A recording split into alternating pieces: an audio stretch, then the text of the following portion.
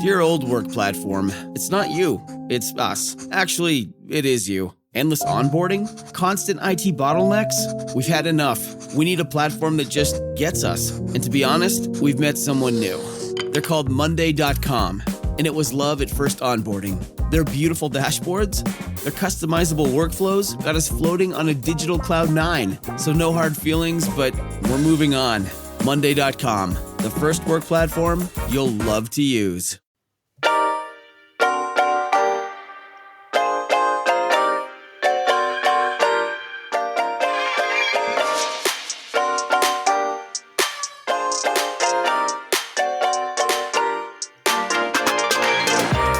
Welcome to the RuPaul's Drag Race Recap Show for Season 17, Episode 12, titled The Charisma, Uniqueness, Nerve, and Talent Monologues. My name is Joe Batanz, and I am joined, as always, by one cunty co-host from the podcast, Bravo, Bravo, effing Bravo. Please say... Love you, sister. to Mr. Nathan Patrick Brown. Hello, Nathan. Hi, Joe. How are you? I'm very good. You know, everyone should know. I'm sure I know of a way I could actually fix the problem, but it's not worth it for a 1 second clip. So I don't play the clip 0 now, because otherwise the volume of it right now would be tied to the music. This is all very boring. I think we've bamboozled people. They don't know that I can't hear it. My acting is that good. But Nathan doesn't hear what it is. But like, I know what I pull it so that right after I can just put it in. So I already know. I actually look at the length and I wait that length of time. Smart. But yeah, but then, yeah. What do you think it is?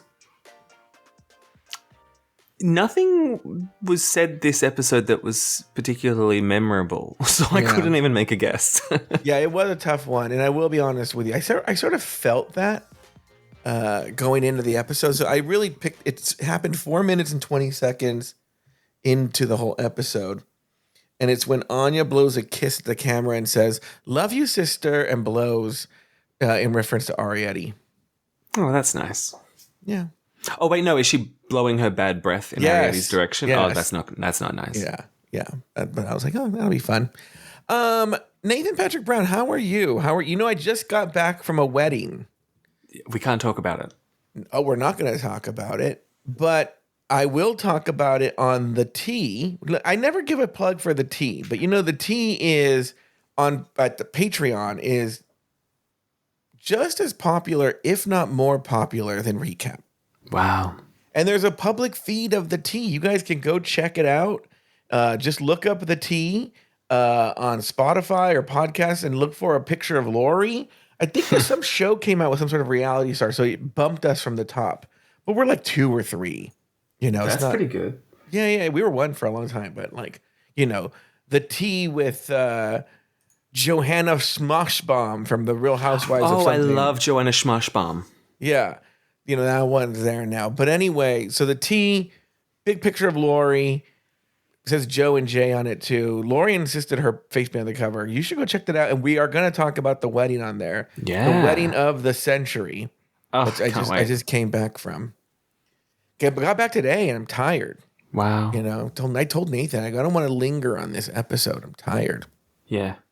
Yeah, so I'm doing well, thanks. I'm a bit of a nervous Nelly because there's a spider somewhere in my room that I have not been able to locate. And it was a big huntsman. Supposedly in Australia, these spiders are gigantic. How could you not locate it? Because I woke up this morning and it was on the wall next to my bed and I was like, ah! And so I tried to do the thing where, you know, you get a container so I could capture it and just like release it. But then it fell like into my bed somewhere and then I had to go to work. Show me with them hands. I took a photo. But is there any kind of comparison, like a banana for scale? Oh, it wasn't as big as a banana. No, but for scale. While you pull up that picture, I don't know what that means. That means nothing. Well, half a Kindle. It was a half a Kindle. So this is a Kindle. That size of that? It was a half a Kindle because they got long legs, mate. And so I had to go to work. And it was somewhere like in the crevices of my bed or something. And so I like just shut the bedroom door because I didn't want it to kill my dog. I would burn my house down and leave. Here in California, at least, The spiders are like this big, like where there's little itty hole- bitties. Like you're saying, okay. Yeah. We don't have big spiders. Well, I think sometimes the smaller ones are actually more dangerous. But so I wasn't too afraid of this big one, but I just don't want it crawling on my face while I sleep. So I'm like going to strip the bed. But I come back here and I thought I'd find it and I haven't found the motherfucker. And so now I'm like, I think all recap, I'm just going to be like looking behind me. I will say, people ask me occasionally if I think Jeremy listens to the show. Uh-huh. And this, if anything's going to guarantee that Jeremy doesn't listen to an episode, he's deathly afraid of spiders. He can't even hear the word, can't even talk about them, can't even like think about them, nothing. So, sorry, Jeremy. This episode. Yeah, bring up spiders every episode. Now, Nathan, you came in on this plug. Now, what I was getting at was Nathan and I, before I went to the wedding, we discussed we were on Just Between Us Girls, where we chit-chatted about what was going on. Lori and Star were on that episode where they kind of got into it, a little pre-wedding fight about Lori not paying attention during their meeting with the DJ. It's actually a very funny, good episode. I cannot wait to hear about how many fights they got into just before the wedding. Like just in the hours leading up to it. Oh, I'm sure there was 100. And, so you can listen to it at patreon.com/afterthoughtmedia, sign up with the executive tier level and above. But what if you're like, I don't want to sign up for the executive tier level? I want to hear the entire episode, no commercials, get it early. You can do that too. Sign up as a premium member. And you're like, well, I don't want to pay any money. I don't mind waiting.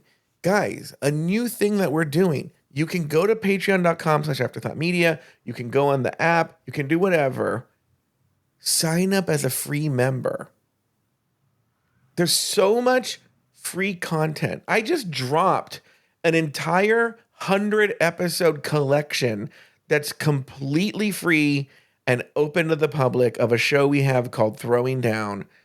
If you sign up for right now, you already have over 100 hours of material. And that's not including the Drag Race recap episodes drop the entire episode. If you missed them, they come out 2 weeks after the episode drops. So let me see, this is 12. So that means this week, episode 10, the entire episode will drop on Patreon. Now I will say, don't sign up for the Patreon app. Don't sign up through Patreon through the app though. Don't sign up for the paid version. Do that online. It's cheaper for you if you do Some that. shows like Just Between Us Girls are going to stay behind a paywall though, because good, because I've said some things on there I don't want everyone to listen to. No. Those shows will stay behind a paywall. Shows that are meant to be in the public, like the tea, and stuff like that, and Throwing Down. Nothing crazy. We do have a show called Nathan Shows His Schlong. That's on the free feed. That's coming soon. And also remember, you can sign up on Apple. You can sign up on Apple too. Just scroll right there where the picture of the show is, and you get the entire show early. No ads. You get Just Between Us Girls. You can do that on Apple too. It's all there. So many ways to listen to all our great content and support LGBTQ plus media. So on that note, even though this is technically an ad, it's my fucking show and I'll do an ad. We're going to take a break. And when we come back, we are actually going to dive into the episode. Public feed, don't go away. You get a big... What I do about half the show, Nathan. I try and give them about half the show. To the public feed for free every week. All right, we'll be back right after this.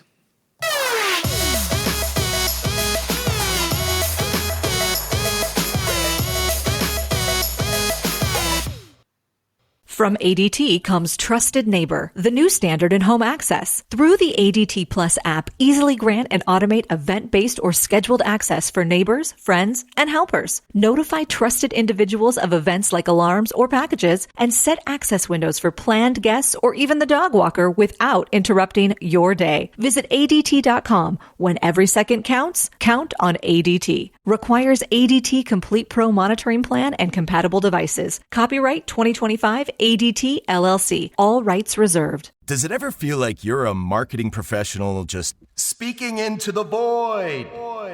Well, with LinkedIn ads, you can know you're reaching the right decision makers. You can even target buyers by job title, industry, company, seniority, skills.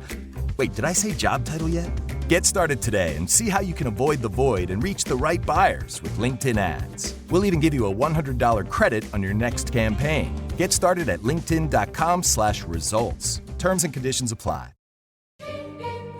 This episode is brought to you by Prime Video. In the small town of Holland, Michigan, nothing is ever what it seems. Behind the tulip festivals and pretty houses lay dark secrets that threaten to tear a marriage apart. Nicole Kidman stars in this darkly twisted thriller about a wife and mother whose quest to uncover her husband's secrets may get her more than she bargained for. Holland, streaming on Prime Video March 27th.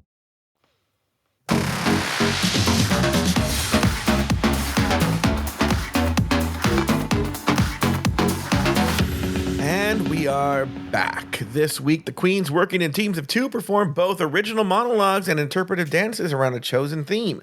On the runway, the category was Ugliest Dress Ever. In the end, Anya Nerve and Lexi Love were named the winners of the challenge, while Sam Starr and Lana Jarre were placed in the bottom 2, forcing them to face off in a lip-sync battle for their lives. In the end, Sam Starr was told, "Shantae, you stay," while Lana Jarre was finally asked to sashay away. Nathan Patrick Brown, what did you think of that lip sync, and did the right queen go home?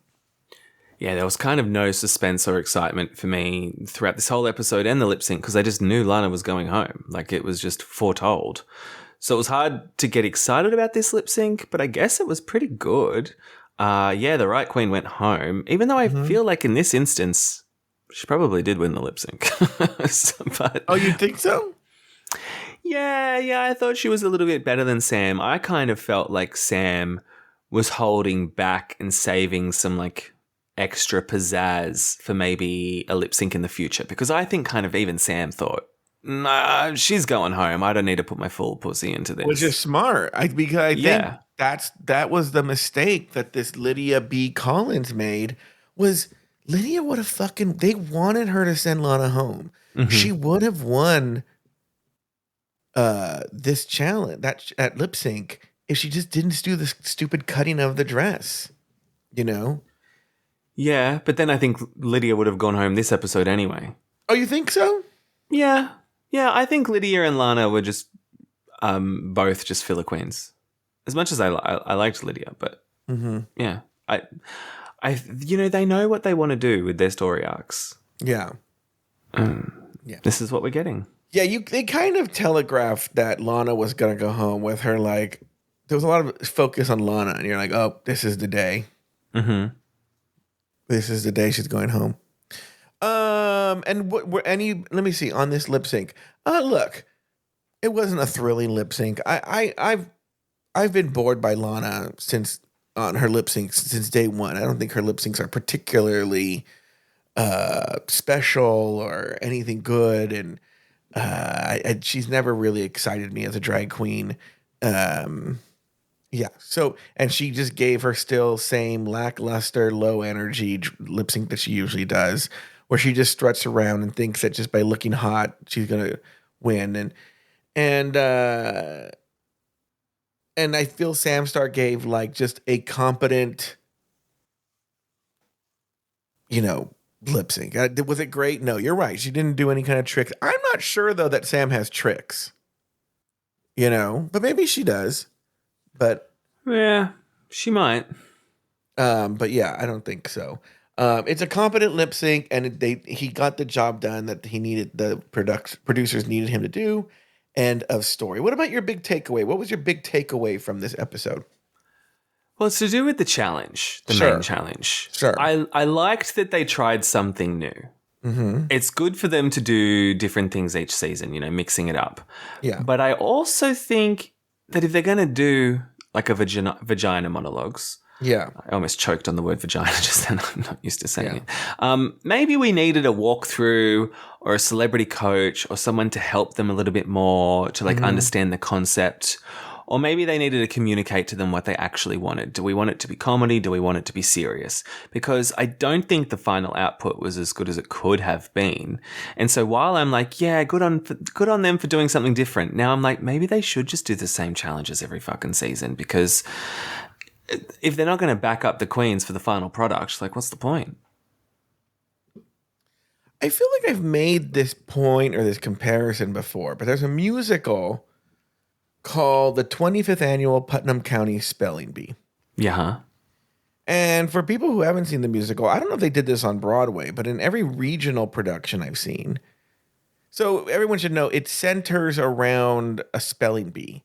And the kids, the main characters, they come out and they sing about themselves and their stories one at a time. And then one by one, they get eliminated. And I don't know if they did what I'm going to tell you on Broadway, but there's this little shtick where they bring 2 or 3 audience members up on stage to be part of the spelling bee. Mm-hmm. And they give them words along the way. But at a certain point, the story needs to get rid of these audience. They can't be on the stage anymore. Yeah. Okay. And so what they do is they give them a word. They give the audience member a word. I'll give you an example. That has like 3 or 4 homophones. What the fuck What'd did I you just call me? you? Yeah. It has like 3 or 4 words that sound exactly the same, but they're just spelled different ways. And they refuse to help the audience member. So that whatever way the audience member spells this word, Yeah. they're going to get it wrong and be eliminated. Okay? Yeah. Like they'll say like 8.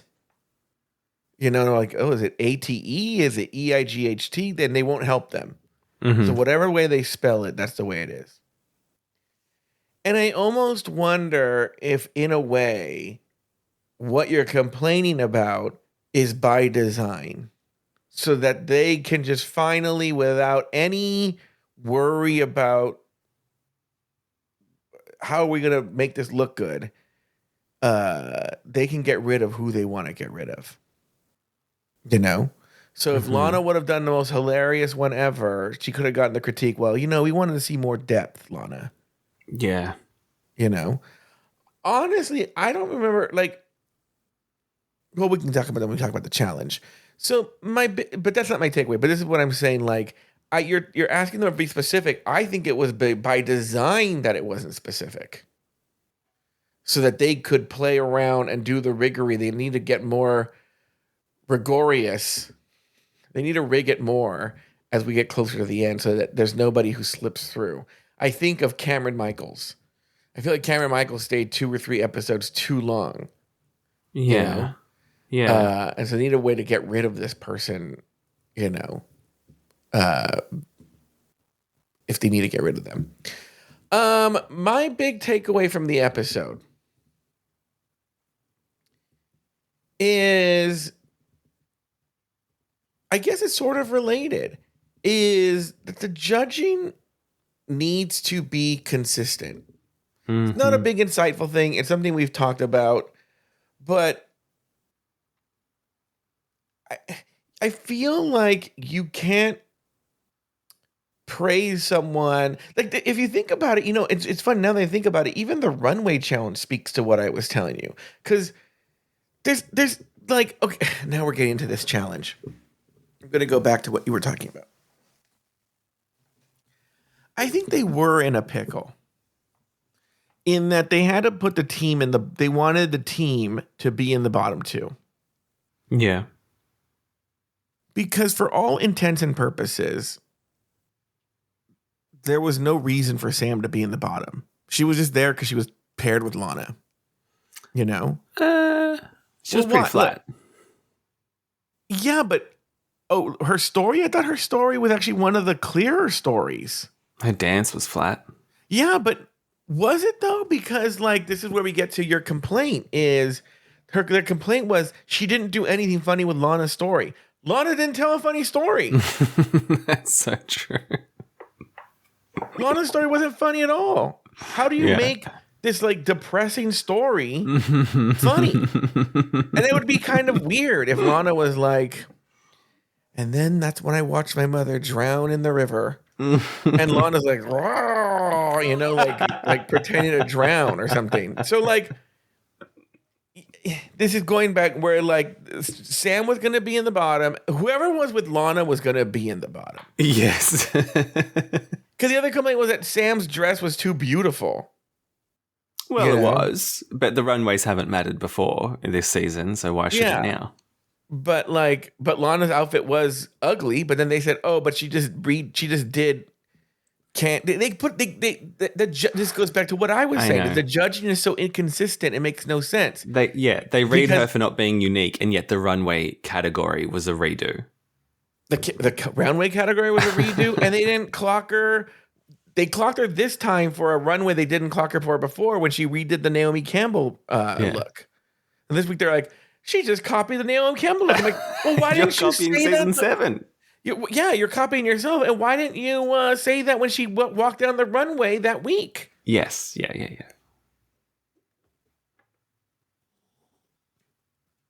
Sounds like me when I date somebody.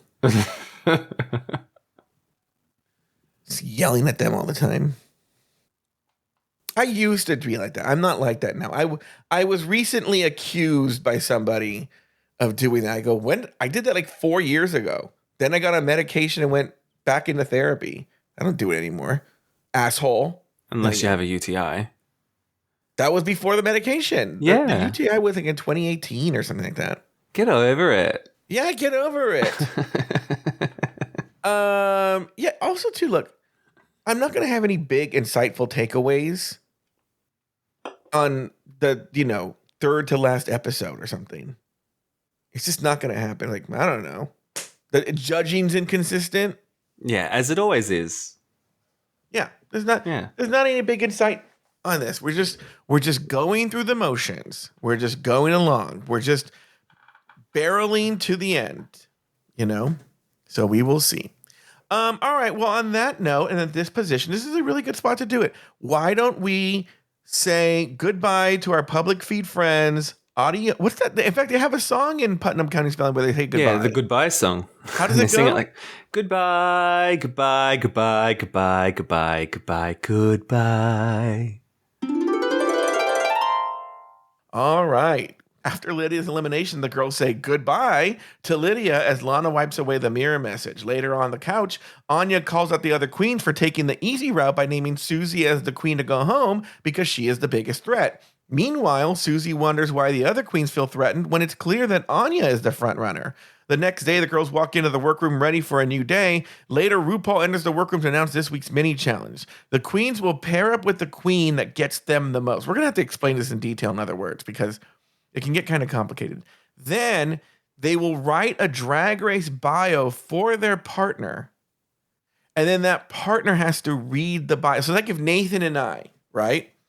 If I wrote Nathan's bio and then Nathan wrote one for me, I would then at the competition where we read the bios, I would read the one that Nathan wrote for me and Nathan would read the one I wrote for him. Laughter ensues. We should have done this. Oh, well. No. We're doing our Alaska thoughts. Oh, great.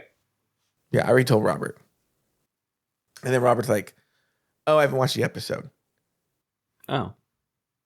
What's funny is, well, Robert's going to hear this episode. And I want to give away what I'm going to write for Robert.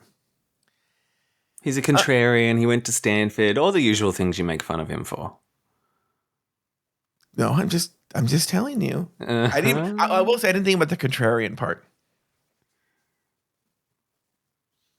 I didn't have Nathan do it. Can it be about birds throwing rocks at a car? Again.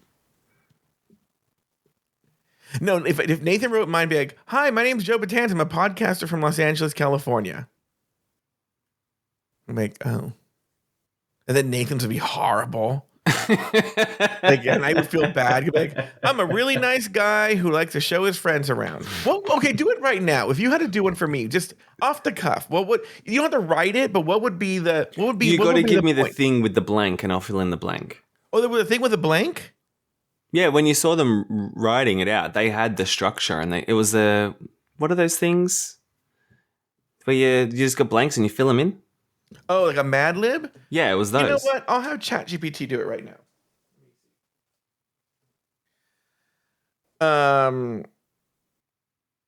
No, didn't I say we're pressed for time? This is not a thing. But what would be the points you would hit home?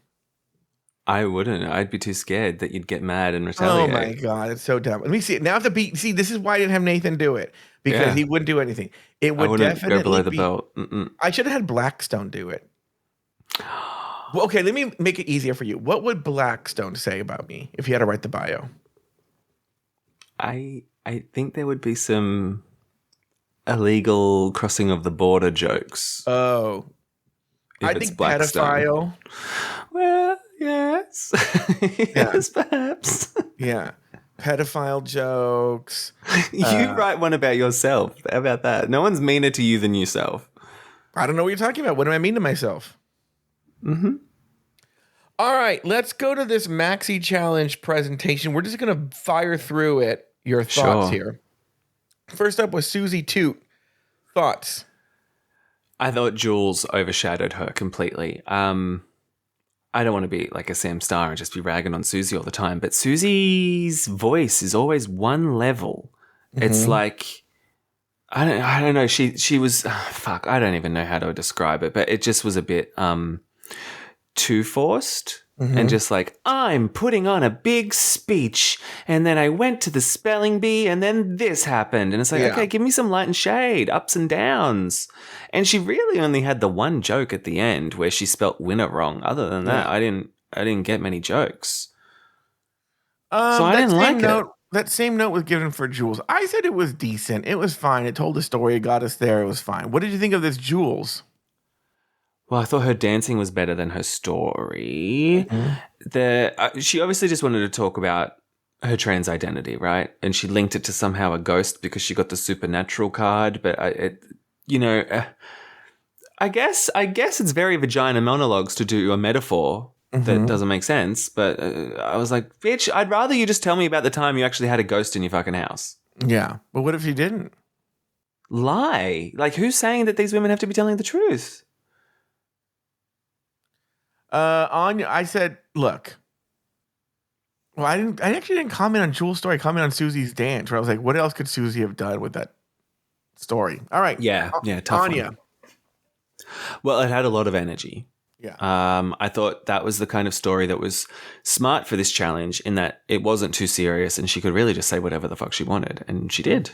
And Lexi was good. Yeah, she was. Lexi Love. Yeah, not a story about anything. This was a disappointment for me. Yeah, bad story. I thought Anya's dance was fine.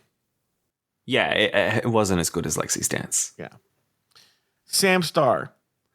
Another story about her small, backwards, homophobic town, and yet she's the cheer captain. And like, yeah, okay, she got a little bit bullied when she ran for Homecoming King, but I would just love for someone on TikTok who went to school with Sam Star to just like tell us the real tea about what actually went down. Oh, like she's like a real cunt. I'm sure she was.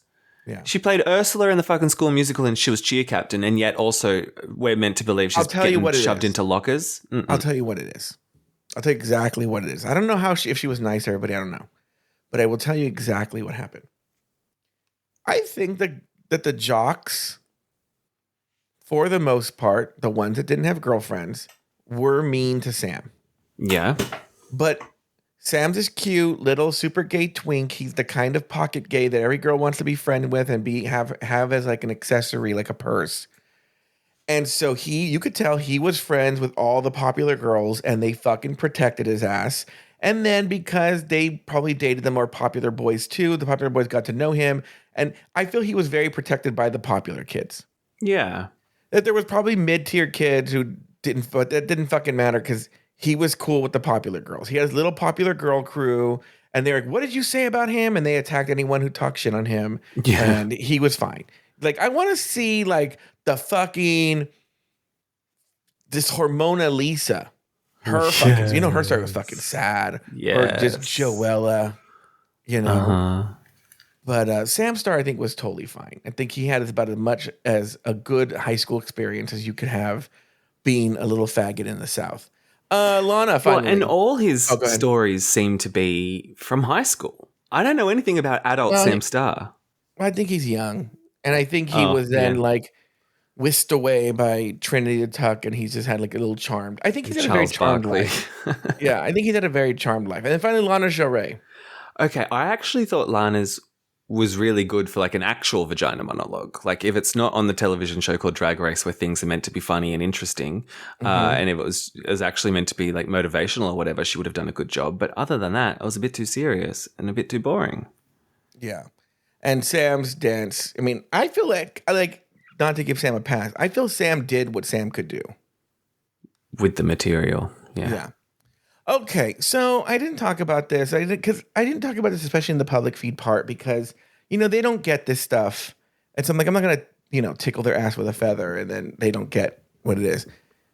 Helen Schaefer Gray did not do the looks this week. Blackstone was really excited to do them this week. I don't know why, and I was busy with the wedding and everything. I did not have a chance to listen to Blackstone's thing, but Helen did send a monologue. She asked me to play it. Is it? It's not about the looks, because I'd actually be interested to hear her talk about looks that are ugly. Because she'd be like, "Oh, disgusting! No, this look is so hideous." She didn't weigh in. She just sent a monologue, and I've not listened to it. Like I just got back today. All right, just got back today. Here we go.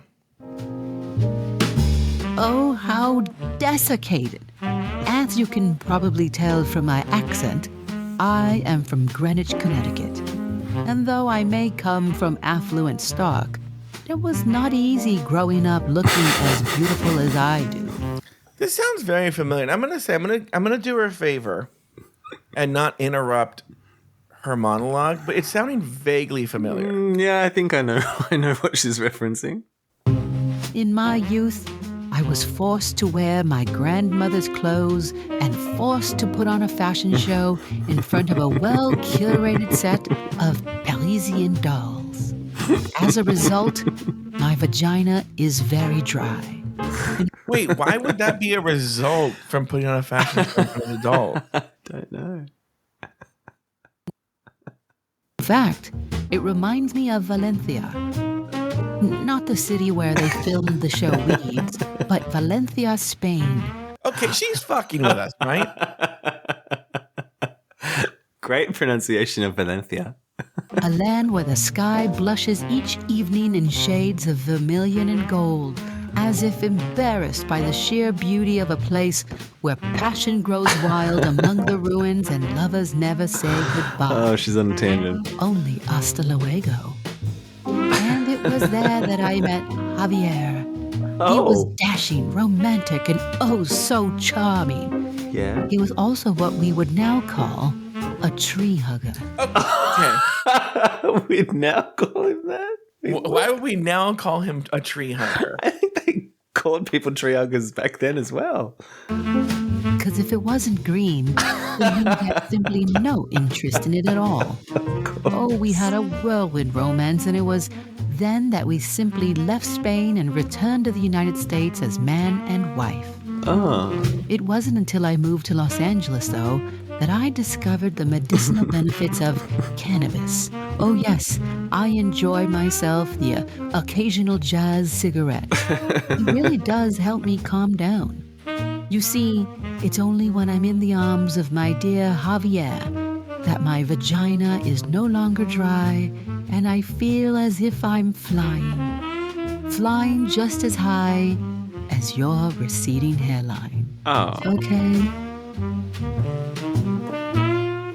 Okay, do you think she knows what she's doing? Like, I don't imagine that Helen is super familiar with the season 6 comedy challenge.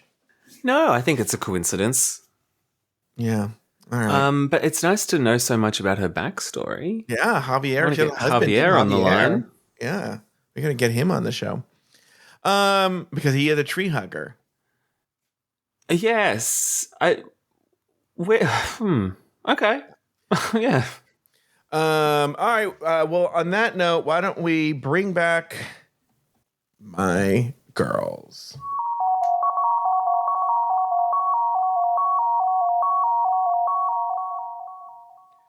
All right, back on the main stage, Anya Nerve and Lexi Love are named the winners of the challenge, while Lana Jarre and Sam Starr are placed in the bottom 2, forcing them to face off in a lip-sync battle for their lives. The song, Illusion by Dua Lipa. In the end, Sam Starr lived to see another day, while Lana Jarre was asked to sashay away. Nathan Patrick Brown, any final thoughts on the episode?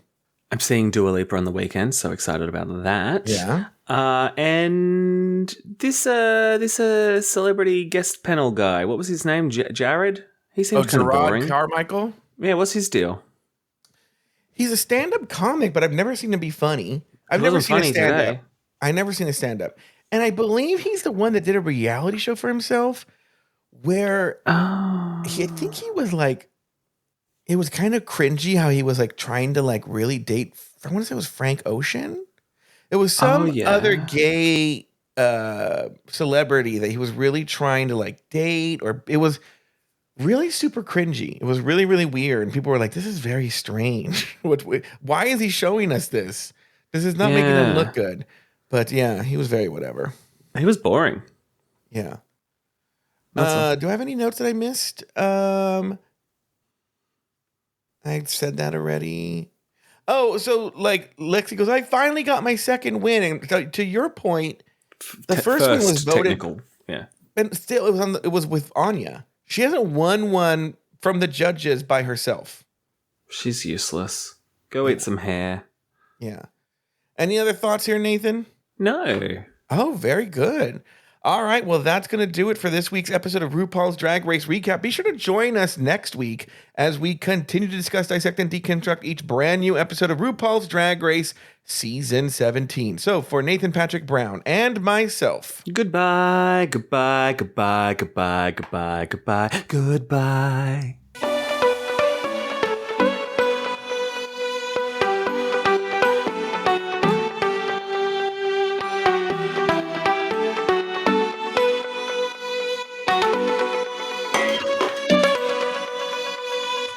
Thank you for listening to Drag Race Recap. Have something to say? Leave us a voicemail at speakpipe.com/afterthoughtmedia. You can also email us at dragracerecap@afterthought.media. For more Drag Race and LGBTQ+ content, support us over at patreon.com/afterthoughtmedia. This podcast was produced by Luke Stamen. You can follow Nathan Brown over on Instagram at NathanBrown90. Follow Joe Batance on Instagram at Joe Batance. Special thanks to these expensive tier Patreon supporters: April Pacheco, Astute Girl, Brad Coley, Derek Byers, Doofus Maximus, E. Smith, Effie Wop, Emma, Phil Skit Pony, Blind Suki, Humble Pie, J. Thomas Plank, Kathy Zender, Katie Whitmire, Lauren Eckert, Lucy Carrasco, Luke Stamen, Mary S., Mike Yeager, Nikki Baker, Nikki Pettit, Polly, Poppy Woods, Ricardo Herrera, Runner Brandon, Sarah Yu, Tom Bombs, Travi Cosmos, and Troy Anderson. Drag Race Recap is an Afterthought Media podcast.